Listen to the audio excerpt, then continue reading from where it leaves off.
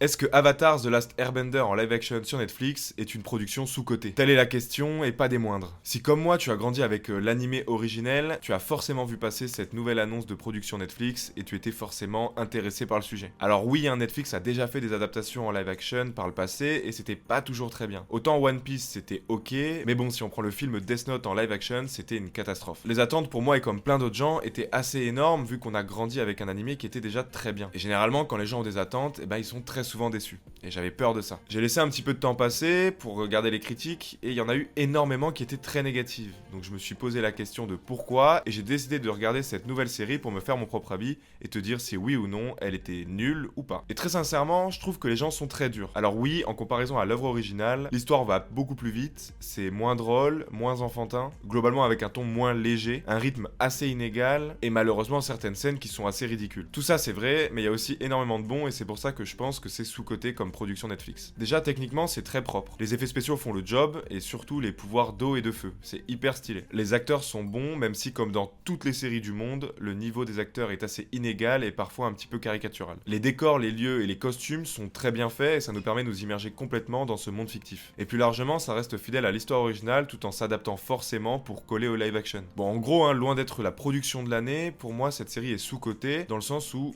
elle se prend énormément de critiques négatives alors que c'est pas si mal. C'est un bon divertissement que je t'invite à regarder. Si tu l'as déjà vu, n'hésite pas à me le dire dans les commentaires. Et si tu l'as pas vu, franchement vas-y, tu sais ce que tu regardes, tu es diverti, ça fait le taf.